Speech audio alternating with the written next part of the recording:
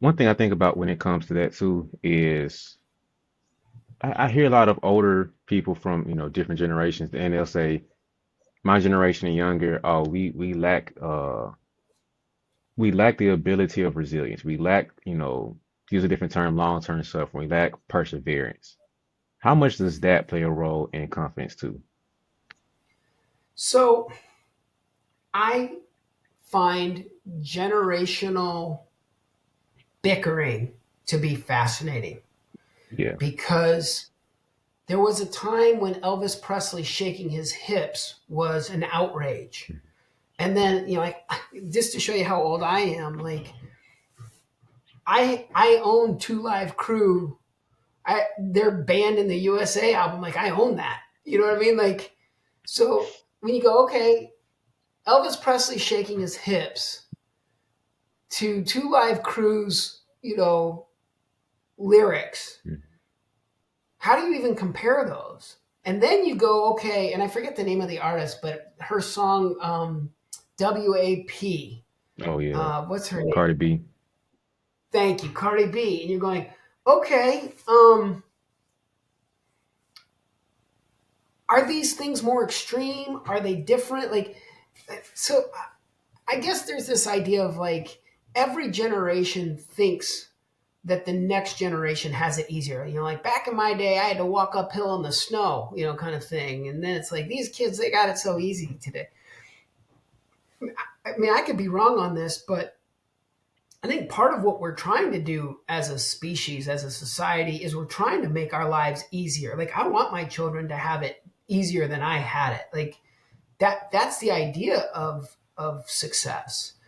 So, it's an interesting concept when it comes to resilience. And and so it begs the question, right? Like, are 5 day work weeks enough? Are 3 day work weeks enough? And I'm kind of going on all over the place. So thanks for letting me ramble for a sec. But I am finding that there are some noticeable differences because the technology has sped up the difference. Again, delayed gratification is is less needed because a cell phone can get you just about anything you need almost instantaneous. Mm. Um, so to talk about resilience from a generational standpoint, I think misses the boat that there are still some pretty amazing people at different generational age groups that are unbelievably resilient and doing all kinds of amazing things like swimming the English Channel or climbing, Mount Everest. Like it's still being done. So I think the idea of categorizing any group um, runs the risk of being inaccurate. Mm. Now, with that said, you know, we have created more luxuries and people are exposed to more luxuries and maybe that sorry, thank you for letting me ramble. Mm. And you're giving me a lot of like warm memories.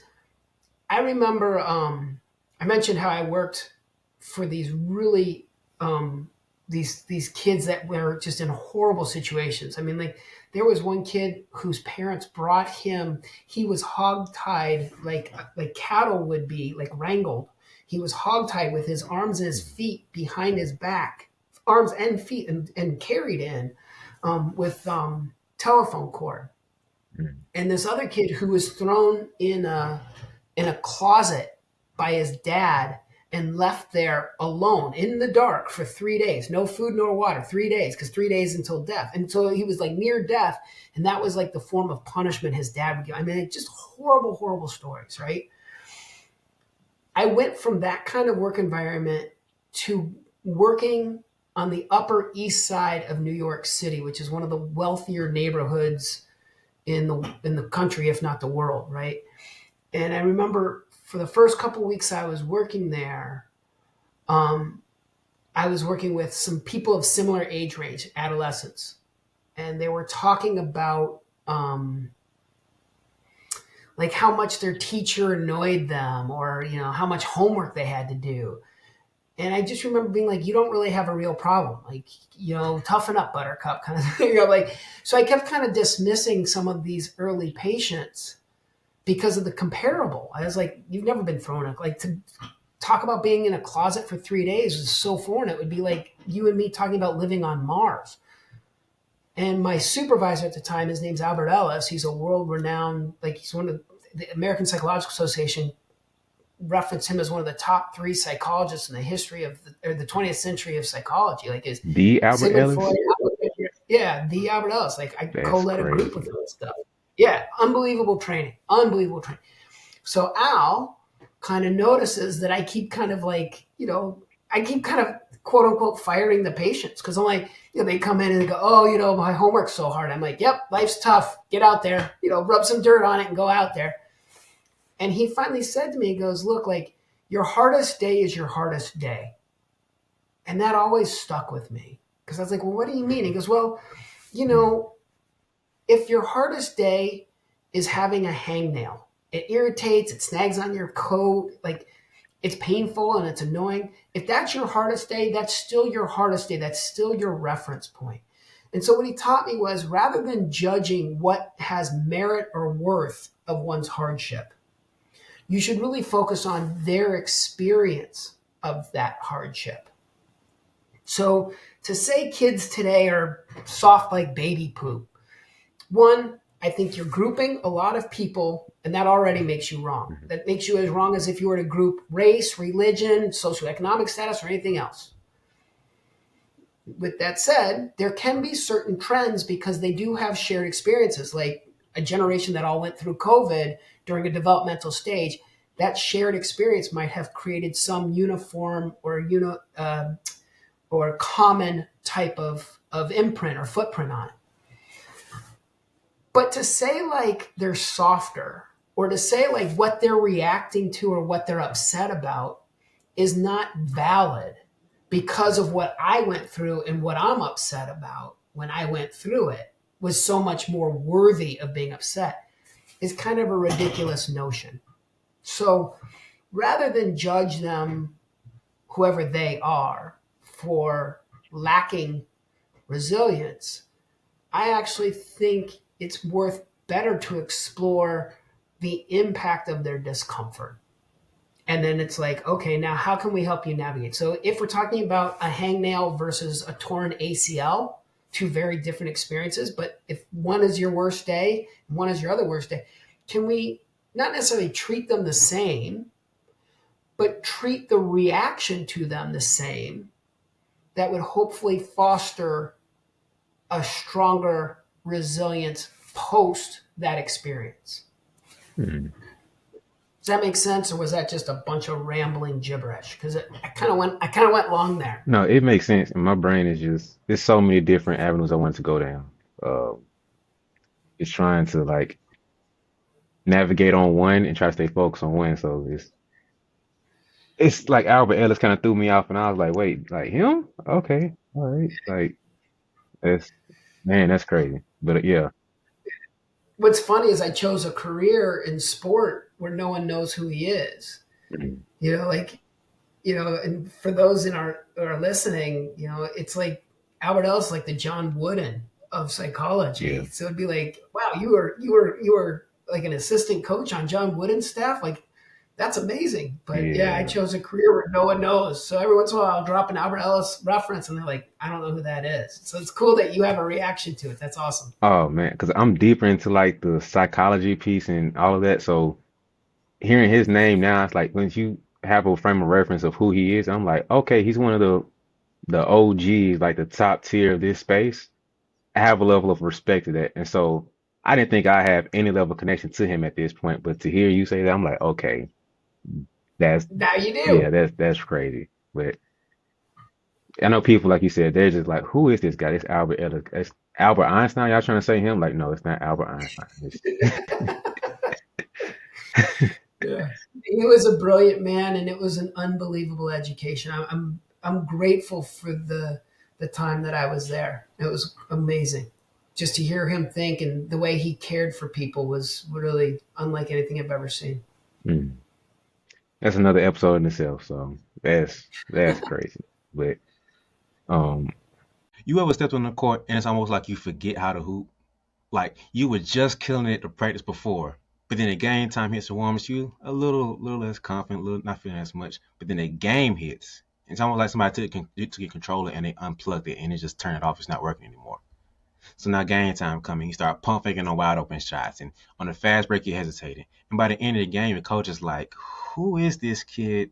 Why are they on my team? How'd they get on my team? I don't recognize this player anymore."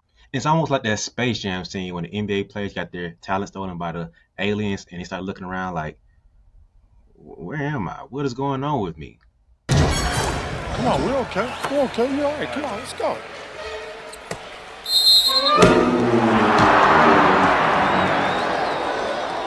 Come on, Patrick, it's showtime.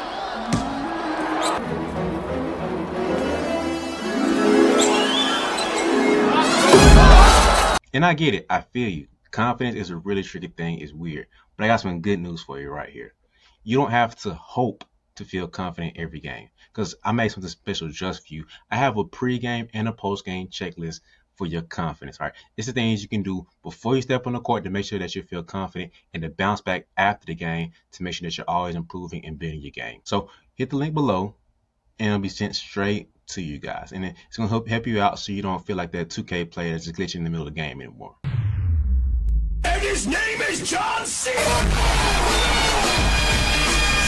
All right, so it's going to have you get back to feeling like yourself and playing like you never have before. So go ahead and hit the description below and lock in with us and get your confidence rebuilt. I think the generational piece of resiliency is very interesting too because I think it's always a fixated viewpoint.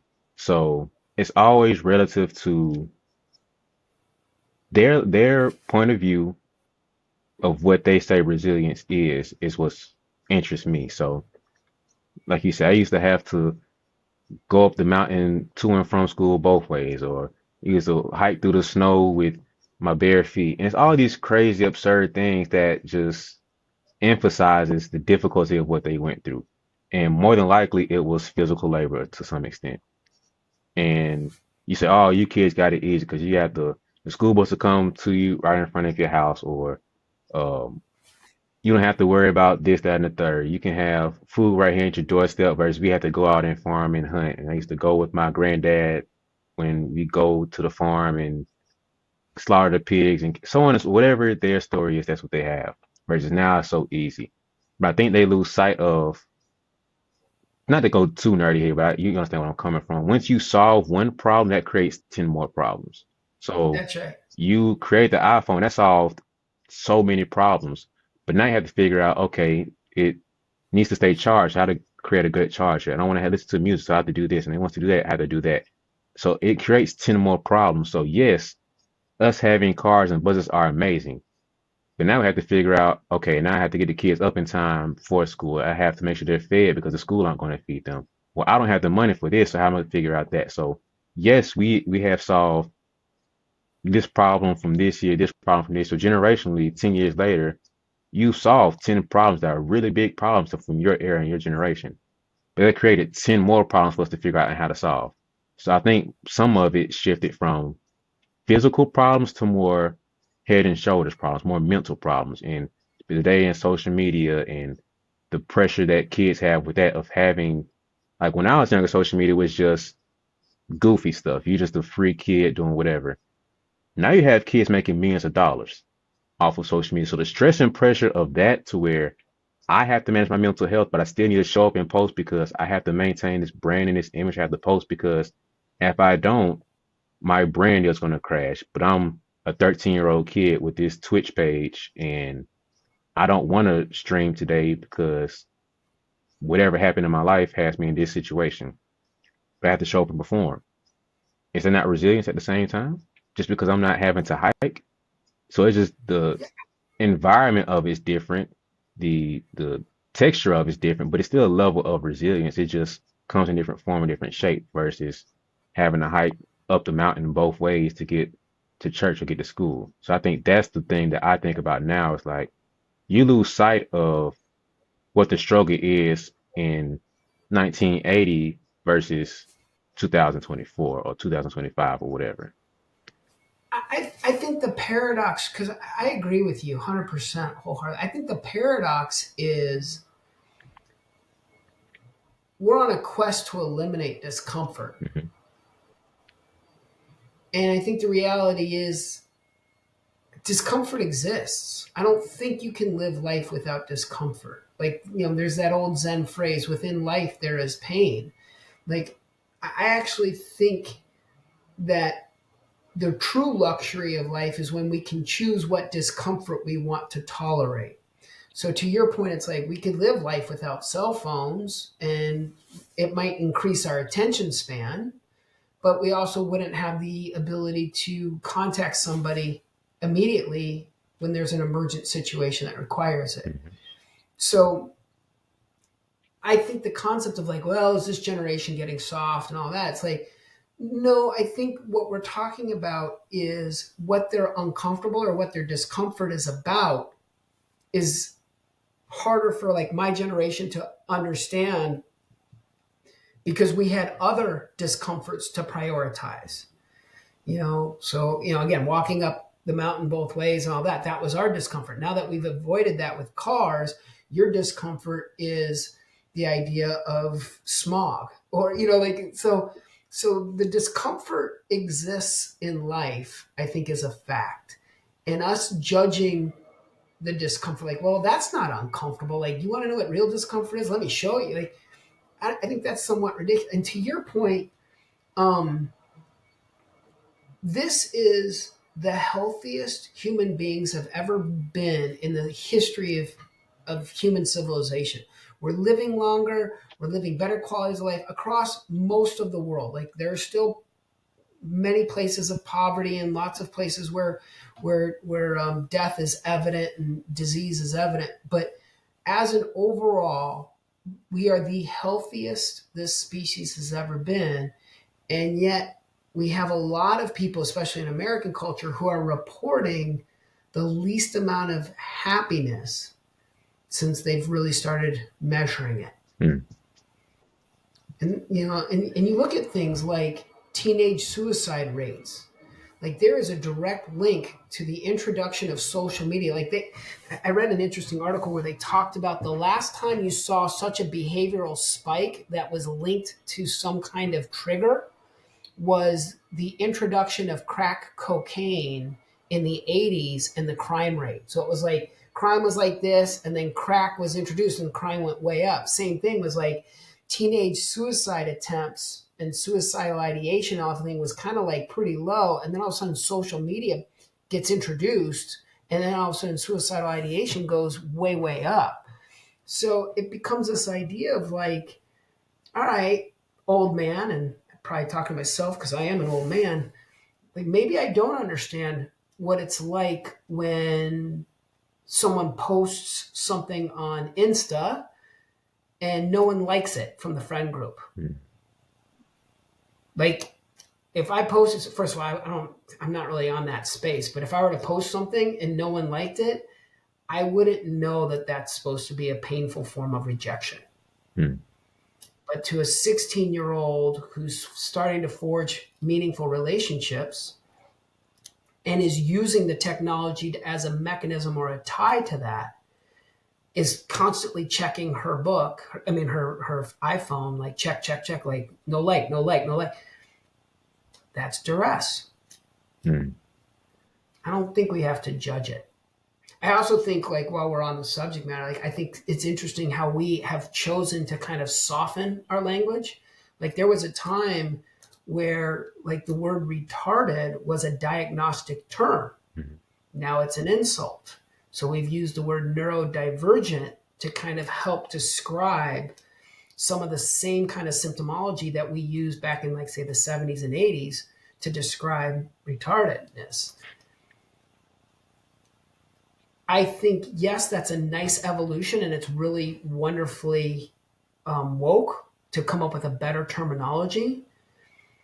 But the symptomology doesn't change. The condition that the individual who meets those requirements doesn't change. So Mhm.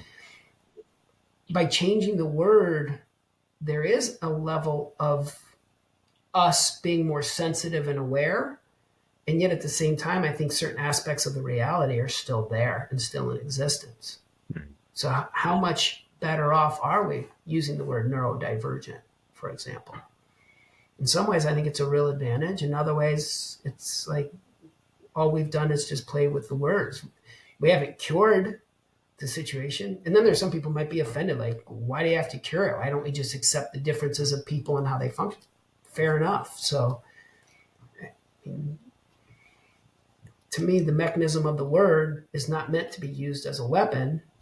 It's meant to be used as a way to help describe and help people understand what they're engaged with or experiencing. Yeah,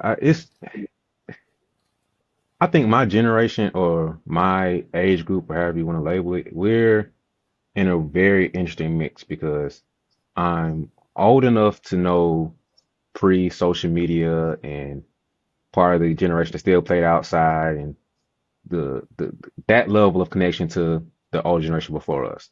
But I'm young enough to still experience and understand that hit of, oh, nobody liked my post, and to understand social media and technology fairly easily because I still grew up with it. So I was in that weird mix of when the 90s to early 2000s to where the internet became a thing and phones became more popular and that whole, the life changing cycle that we went through in those 10, 20 years. And so Yeah.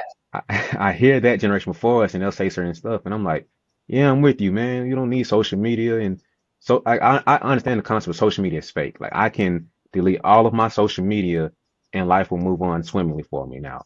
Business might suffer, certain things on that end will hurt. But me personally, I'll be completely fine deleting every social media app I have. I contemplate with that a lot. Like I don't care about this entity, but I understand what it does for me, so I use it. But then it's the part of me who engages with it, and I'm like, man, nobody like my post. What's wrong with me? Do I not have friends?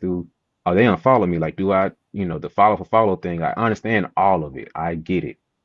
But I'm still battling with, I don't care about this thing. I will delete this app today and be removed from it. And then on the other aspect of, like you said, certain language terminology that we use.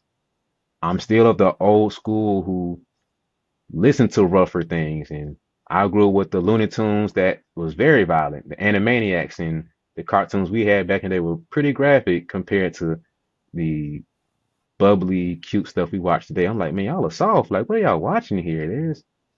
What is going on? So Well, yeah. I mean, one of the things that I like to jump in on this, if I can, is mm, like when I hear somebody of my generation complain about how easy kids have it, mm, I just want to return the question with like, do you want them to suffer? I yeah, mean, do you want them to have it as bad as you have it, like, or had it? Like, isn't that what we want? Is for them to not have, like, I want them to have their own discomfort, and I want their discomfort to be a safer discomfort. But the reality is they're going to still match the same level of intensity of that experience. mm, So I like the fact that a hangnail is now the biggest issue in their lives. Great. You know what? If your worst day is no one's liking your tweet or your X or your Insta or what, like your Twitch, like awesome. I'm glad that that's, and I'm also glad that you now have an opportunity to work through that discomfort mm, and come out with a level of mental fortitude and resilience. That's awesome. And if what you came out of that experience is the same as what I came out of walking through the snow uphill, then aren't we both better off human beings? Why do we have to justify the hero's journey, if you will? Like, well, they didn't really earn it. mm, Sure, they did. They just earned it through their generation's um, path. mm. I'm good with that. And it's funny 'cause that's exactly where I was going to go next. Is that Oh, sorry. no, it's Yeah. funny because there's somebody I follow and they say how all the time you hear, I want to make life better for my kids. I want to be able to make a whole bunch of money and then leave an inheritance for my kids. But he was like, I'm not doing that for my kids. Like I'm making $100 million a year and they're gonna have little to nothing. because the recipe to make a great human being not include me handing them this fortune. So for him personally, like I asked you earlier, what's the environment to create a confident kid? Part of that recipe for him to create a confident kid or a great human being includes that level of struggle. So for him, I'm not going to hand you money because that's handicapping you of developing certain skills, a certain mindset to where if I handed you the money, you're missing out on this lesson. But if I gave you the tools, and if I gave you a car versus giving you the tools to build your own car, there's two different people that I'm building or creating. So for him, he says, I want to give my kids these tools to be able to understand that, hey, I can build any car I want to. I can recreate my own Tesla versus I go and buy a Tesla. And now you miss out on those lessons. I think that's kind of the dynamic that some of my generation has too, where we just want to give our kids everything, but then we turn around and call them soft because we handed them everything. And then, oh, they don't understand the Hmm. quality or the meaning of hard work. Well, let's figure out the full thing here. Did you install on them hard work, or did you just give them the output without giving them the understanding of the input? And I think that's the evolution we're going to get to with these conversations of we see the outcome of what that generation did when they had the money. Now they gave their kids everything, but now you want to call them soft. But the next conversation is going to be like, what are we doing now to install the softness in them, if that's what we want to call it? So, what are your thoughts around that piece of it? Yeah, so I just read a book called the Winner Effect by Ian Robertson, and one of the arguments that he makes is there's a whole chapter about like generational wealth and generational success. So, do sons and daughters of successful people have a better chance? Like they have more resources and they also have a model. So, do they have a better chance or do they have a worse chance of being successful? So, it's interesting because he kind of like references certain musicians, like John Lennon was an amazing musician, but his kids weren't as successful. Or he references Pablo Picasso as a great painter, and his son Paulo was not so successful.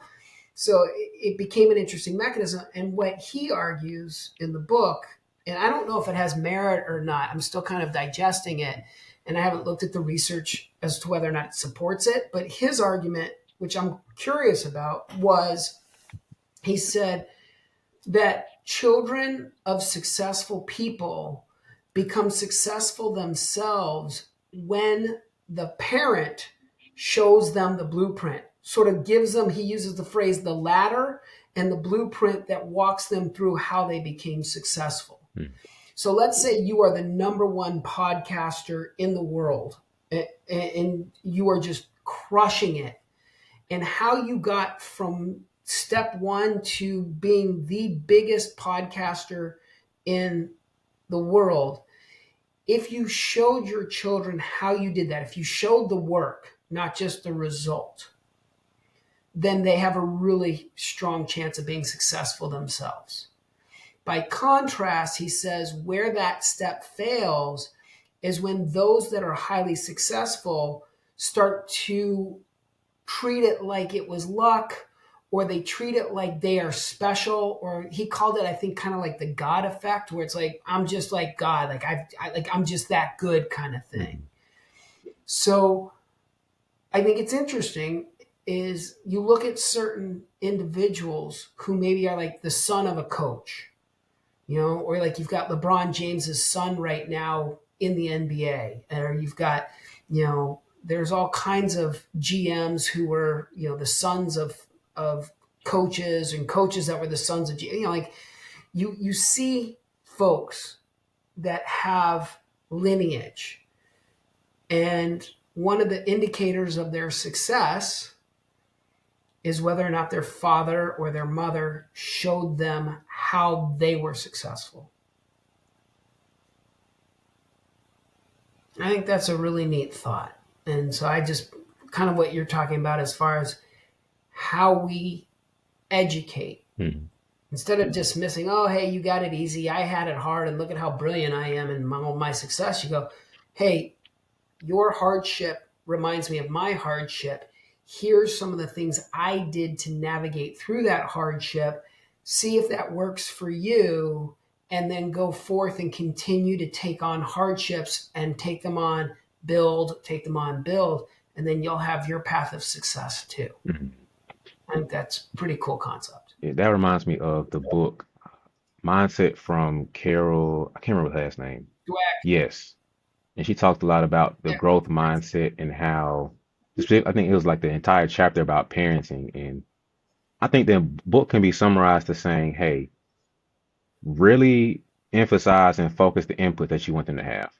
And you almost ignore the outputs almost. You almost just, they're irrelevant, good, bad, or indifferent. You want to praise the inputs that you want them to have. You want to really teach and install them to focus on the input. So instead of if celebrating they're a smart kid, like, oh, you really studied for that. Like, man, I respect that you stayed up and put in the work to get this outcome. Because whether they get an A or a C or an F is irrelevant. Because if they don't have a high level of work ethic and understanding what it means to study, what it means to go to the library, or what it means to go down the 10th page of Google to figure this out, or go to the 15th YouTube video, whatever library, modern day library, what they have now. If they don't understand if that's what it takes to become great, then the outcome of being great will be, like you said, the God effect of, oh, I can just do this. I'm just naturally gifted. So you lose the input of the work ethic of what it means to be great. And now you understand better of the success of what it takes. So like Kobe's big on, I have to put in the reps. I have to put in the work because I'm a person who does this thing. I'm the person who will put in 10,000 reps. I'm the person who will sit here and lock in the gym for 3 hours. I don't have a game tomorrow, but that's not the point. I'm a person who will focus on the input versus the output. I think effort. that's the true essence of kind of what my mentality was, of like focus on the input and the growth mindset of Carol was talking about in her book. So that reminded me of that. Yeah. Well, it's about effort. Yeah. You know, you got to put it, if you want to go on a quest to greatness, you can't do it without effort. And, to justify, well, that's not enough effort, or to question how much effort, but it fundamentally comes down to effort. And I think a big driver of effort is passion. Like if you love something enough, or if you want something bad enough, you'll go through the effort to go and get it.